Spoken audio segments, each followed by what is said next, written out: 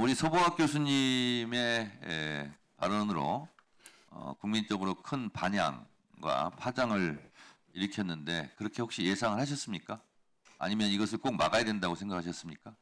예, 저는 제가 제기한 문제 상황에 대해서 그 많은 국민들과 민주당이 좀 심각하게 문제 심각성을 인지를 하고 대처를 했으면 하는 바람에서 그 말씀을 네. 드린 것입니다. 고맙습니다.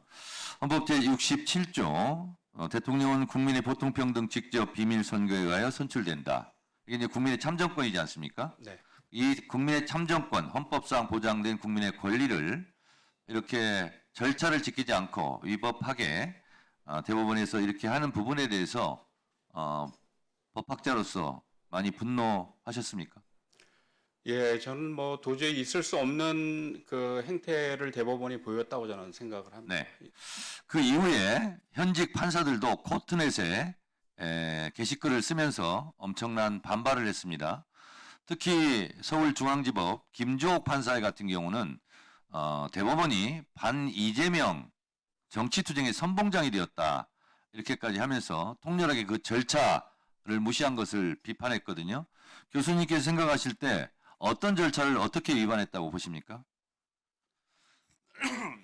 대법원의 상고가 되면 통상의 절차가 있지 않습니까? 네. 제가 알기로는 그 소부에서 먼저 심리를 하고 의견이 일치되지 않는다라든가 또는 전원 합의체 판결을 바꿀 필요가 있을 때는 이제 전압에 회부하는 것으로 저는 알고 있거든요.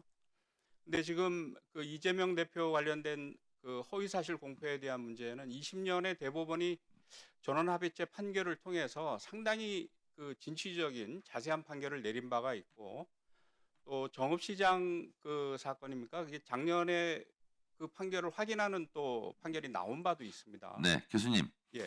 그래서 지난번 이재명 대표에 대한 항소심 무죄 판결 때도 그런 대법원 판례를 인용하면서 무죄를 선고한 걸로 알고 있습니다. 네, 맞습니다. 네. 조희대 대법원장 스스로 633 원칙을 계속 얘기하지 않았습니까? 네. 근데 오히려 김명수 대법원장 시절 이후보다 조희대 대법원장 체제에서 633 원칙이 오히려 더 안 지켜졌다. 더 길어졌다. 이런 얘기도 하고 있는데 그거는 차치하고라도 633이면 마지막 3은 3개월이지 30일이 아니지 않습니까? 네, 맞습니다. 근데 이재명 대표의 경우는 36일 그 짧은 기간에 해치우려고 했단 말이죠. 그러니까 조희대 대법원장 스스로 자기 한 말도 지키지 못한 꼴이 되지 않았습니까? 그렇지 않습니까? 네. 633 원칙에 따르더라도 90일을 지켜야 되고 더군다나 대선처럼 이 중요한 국가 대사가 있는 상황에서는 대선 전에 이렇게 서둘러 판결을 내려서는 안 되었다고 저는 생각합니다. 그렇다면 조희대 대법원장은 왜 그랬을까요? 생각되시는 거 있습니까? 뭐 진보 정권이 들어섰을 때 그 사법부의 어떤 밀어닥칠 개혁 요구 이런 것을 그 회피하고자 하는 마음도 있었을 것이고 만약에 예. 그런 마음이 있었다면 대법원장으로서 자격이 없는 거 아닙니까? 예, 뭐 하여튼 국민의 신임을 배반했다고 할 수가 있겠죠. 국민의 신임은 정면으로 배반을 한 것이죠. 네, 그렇습니다. 12.3 내란으로 윤석열 대통령, 심지어 대통령까지 지금 파면된 상태 아닙니까? 네. 그런데 5월 1일 이 사법 쿠데타를 저는 범란이다라고 얘기해도 될 것 같은데 어떻게 생각하세요? 뭐 동의합니다. 저는. 네. 그렇다면 윤석열 대통령은 내란을 일으켜서 파면이 되었는데 조희대 대법원장은 본인의 거취를 어떻게 해야 된다고 생각합니까?